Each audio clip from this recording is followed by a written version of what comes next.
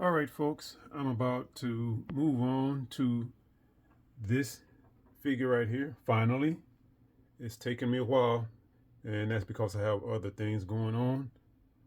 But I just wanted to do a final update on this figure. I am done with this for now. Maybe at some point in the future, if I decide to do something else to it, I will. I'm not going to paint on any more black on it. I'm going to leave it the way it is. And the base, I just don't know what else to do with the base. I mean, there's only so much you can do with debris. So that's going to stay the way it is. So that's it for this one. One thing I did want to point out about this. Hold on. Got to take a time out. I'll be right back. I'm back. The paper was stuck to the base. I had to pull it off. And that's because of the glue that I used on it. It dripped down to the base. Anyway, where's my pointer? All right, something I wanted to point out here. Let me keep the camera on this. And I just wanted to show how well this turned out because I had doubts about it. It's still a little bit soft, but it's firm enough to do the job. This part, if you are familiar with this figure, this part of his thigh is like, it's like really skinny. So I took some of this because I cannot afford the, what is that? I forget the modeling clay stuff all the time, what it's called. Anyway, I can't afford that. It's too expensive for me. So I used this because I already had it. This is not modeling clay, by the way. This is for cleaning paper. I molded some and put it on here. Use some super glue around the edges to keep it, to make it stick. And also right here, this was like, okay, let me be careful with my wording here. This was like, I mean, he was like a eunuch. There was nothing there. So I also used some of that right here to make it look more anatomically correct, I guess. Yeah, that's a good word. And let me try to get the view from the bottom. You can see right, hold on, if I can get my light. You can see right there where it's like coming loose a little. I can't get it to focus, but I think you can see where the area I'm trying to get to. It's been on there for over a month, so I don't think it's going to come off completely.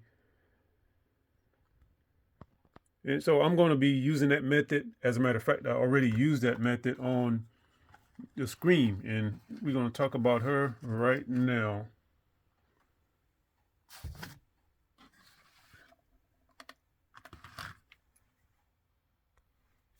And I am finally done with this one. And I did finally make the command decision to glue her hair on. If you've seen some of the other videos, you know I was debating on that. But I used Elmer's glue because I wanted to attach her hair temporarily in case I needed to move it for some reason. But the Elmer's glue didn't hold. So I used some super glue on it. Now, one problem with this, and I guess it's a design flaw. I don't know. Well, we all know that 3D printing is not perfect. So maybe it's all in the way stuff is printed out. If you can see, let me get my camera in here. Right there underneath that lock of hair, there's what do you call them? One of those keys, I guess, where it attaches to her body. And there's also one in her head that attaches to her head. Now over here, the hair, where am I at? Where's my pointer? Right there. Right there by her elbow, the hair is touching her elbow and it's touching the base right here. And because it comes in contact, because the hair comes in contact with a body in so many places, it was preventing the hair. You can probably see it here. Let me get on the camera. You can probably see it here. Because it was coming in contact, it would not allow the hair to come all the way up, and it left a gap right there. You can see that. That's the absorbing. I used it to fill in the gap, and I put some super glue on it to hopefully keep it in place. Maybe in the future I will come back. I keep losing the picture. Maybe in the future I'll come back and touch it up with the red color to make it blend in better. But for now, I'm going to leave it like that, let it harden for a little while, and then I'll see. But that's it. This one is done.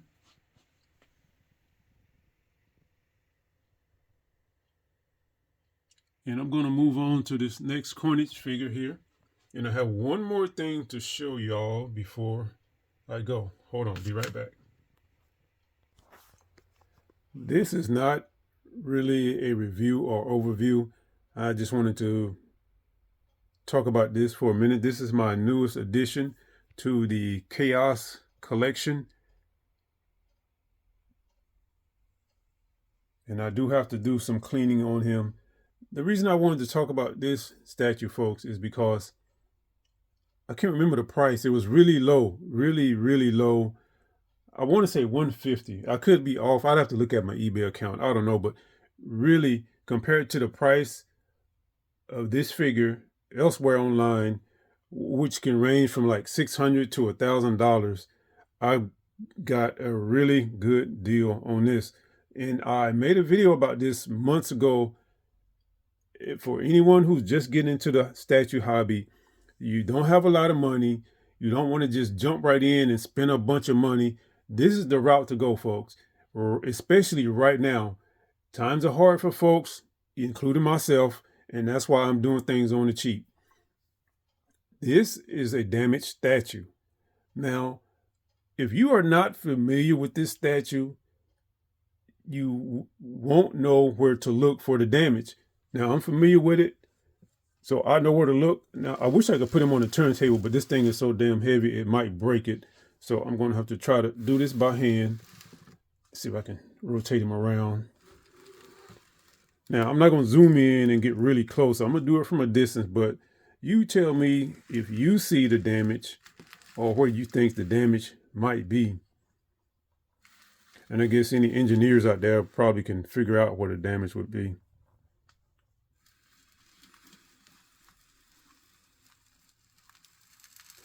And I got to say, again, I'm not going to review this, but I got to say, I am not crazy about this statue, but I do have a goal of accumulating the largest Carnage statue / figure collection in the world. So I had to go ahead and get it just to add to my collection.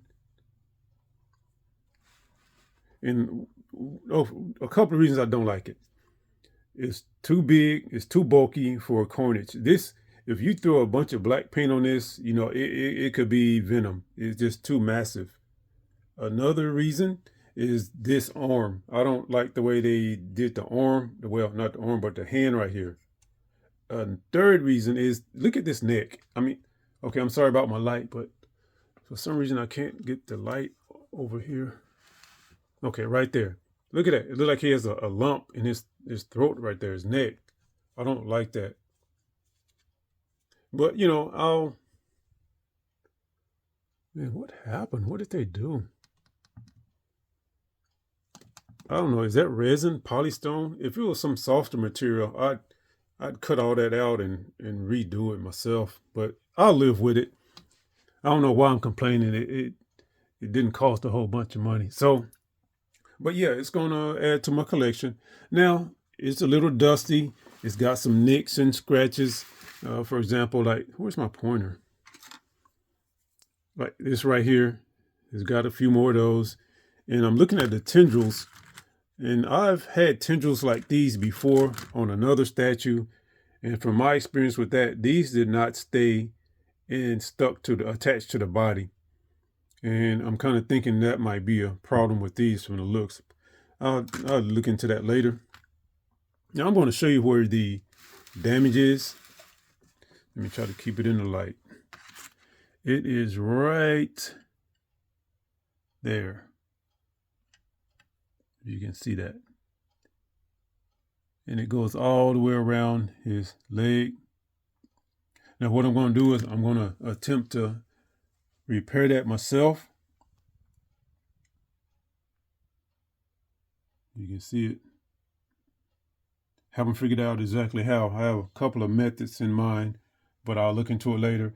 And again, folks, if you're trying to get into the hobby, go to eBay and put in a search for inexpensive or cheap statues or damaged statues, and you'll get some stuff. It'll be something there. I have several damaged statues that I bought intentionally for the sake of repairing them, just to practice. If you're trying to learn to repair, learn to paint, just get some old cheap statues and practice on those. Let me see. What else did I want to say about this? I think that's it. Well, you probably notice on that close-up that it's a little dirty, but that's cool. I'll clean it up. I got to get my little cleaning brush, go over it real good, make it look shiny and new. Yeah, it's a lot of dust, but that's no big problem. And you know what? Let me say this while I'm talking about this statue. I'm going to address this. You know what? I'm getting way off track here. I'm supposed to be talking about my painting of that figure, and I got way off. But anyway, something I don't like, and I'm going to address this in the future in another video. Probably make a video just about this right here. I don't like the fact that statue companies, okay, I'm sure they have a reason for doing it, and that's their business. You know, they run their business the way they want to. I can't tell them to, but I wish that they would stop making these big, giant, heavy bases for these statues. It adds to the cost of the figure. It adds to the cost of the statue. It adds to the cost of shipping, and some of these take up a lot of space. I think they call them like the museum pose or museum base, whatever it's called. Just a little flat disc or something would do. And I know some collectors wouldn't agree with that, you know, but okay, check this out. Instead of having like, for example, let's say a statue company puts out a statue. They have version A is like the premium deluxe super special version. And then the version B is like just the regular normal version. And this may be a couple $100 less than the other one. And the only difference is the super premium deluxe version has a couple of, what do you call them? Like extra arms or heads or extra bits and pieces. So instead of doing that, why not have the super premium deluxe version that costs, I don't know, $1,500 with all the extra bits and pieces, and then have the regular version with just the figure and just a simple base. And you can reduce the price a whole lot. You can reduce the shipping cost a whole lot for someone who just doesn't have that $1,500, you know. Maybe the version B can cost $700, $800. I don't know. I don't know how they price these things. Anyway, I just wanted to say that. And I think I do have one more thing since I'm on a roll here. Oh, yes. All right, folks. I did mention this in one of my videos. I made a comment to one of my viewers. I am working on an update to my Chaos collection. Right now it's standing at about 40 figures. And I say figures because majority are statues, but a few of them are like action figure type, things. And I consider this my Carnage collection. However, I have a couple of Venom figures. Now I have a couple of Scream figures. So I'm working on that. I just got to find a place to set them up to make everything look nice. And I'm going to show you the entire collection. And yeah, so that's coming up. I want to say soon, but soon in this situation is a very relative term. So soon as I can, I'll be doing that for you. But that's it. I went on long enough about this stuff. So stay tuned. Come back for more. Also, I'm trying to get back into my comics. I still got a big collection that I need to sell on eBay. So be looking for that too. All right. Thanks for listening. Thanks for watching. Bye.